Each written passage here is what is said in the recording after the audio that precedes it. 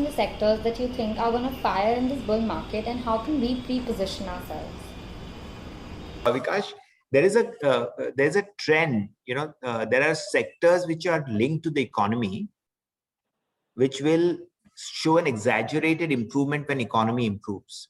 So one sector which does well always is financials. Private sector banks will do well even when the economy is doing badly. HDFC Bank will show a 15% growth even when there's COVID, even when the economy is doing badly, and even when it is doing well. Maybe it will show 20% growth. Correct? But consumer staples will show a very good growth in relation to the market when economy is doing badly, because you will still brush your teeth, you will still use a shampoo and soap, you will still eat Britannia biscuit, you will do all of those things, right? But whether you will replace your car,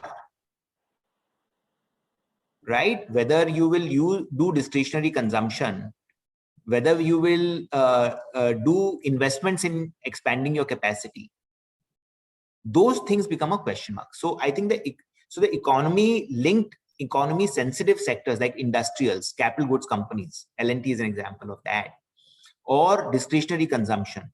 We own Voltas, we own Kajaria, we own so many other such stocks in our portfolios. Those are the businesses that will show disproportionate growth when economy comes back. Right? PSU banks, because they have very high credit cost of up to 2% last year in the case of SBI, March 20 to 1.2% in 2021 to possibly even lower in the future, right? They will do well. Their profit growths will look like 50%, 60%, 70%. Telecom sector, loss बना रहा है, 200 रुपया ARPU है, 300 रुपया हो गया, 400 रुपया हो गया, तो पूरा का पूरा bottom line में चले जाएगा. Tata Steel, people are expecting them to make an EBITDA of 60,000 crores in the year ending March 2022. Do you know metal sector is estimated in the year March 22 to be the biggest profit sector in the country, ahead of IT, ahead of FMCG, ahead of pharma, ahead of every other sector, because of the turnaround in the prices. And this is not even assuming that the current prices continue. This is assuming that the prices drop. So all these sectors, materials, industrials, state-owned firms, will do very well in terms of recovery in profits. And that's why your profits will grow much faster than the overall profit growth. But, you have to remember that markets, I mean, again, when I said stocks are slaves of earnings, for the quarter ending March, metal sector had a 220% year-on-year growth in profit. Many of the stocks were also up to 20% year-on-year. So, it's so beautiful. I mean, it really works over long periods of time. Over short periods of time, it may or may not work. But really, if you get your earnings right, there's no way that you will, in the longer term, get your stock price wrong. So, in continuation to this only, which I wanted to understand from you is, like in 2003 to 2008, I think the sectors which did really well were infrastructure, capital goods, real estate. And after 2008, or maybe till now, some of these sectors or stocks have not gone anywhere. Now, from 11 till say 20 or 21, NBFCs, private sector banks did exceptionally well. Maybe in late 90s or 20s, I think IT, entertainment, or media sectors were doing well. So this rotation of sector which takes place is also going to happen this time around, or we are going to see it's a broad-based thing which is going to be participating. Each sector, each company is going to be participating in this rally which you are projecting to be coming in. See, a bull market, Vikash, will always have a far more broad-based participation of sectors in the profit pool, as I explained, and a far more broad-based participation of sectors in the markets also. Correct? So that's how the bull markets are. But having said that, the bombed out pools of profit that I spoke about earlier are the ones which will show exponential growth.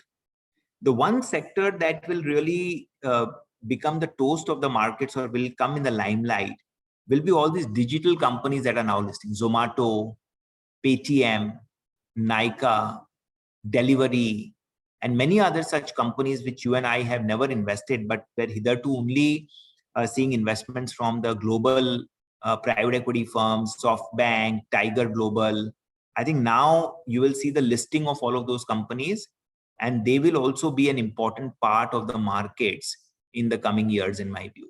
But other than that, you have a whole bunch of new listings. The other thing that has happened in the last 15 years in India, Vikash, is that a lot of private equity investors have bought some of the highest quality businesses.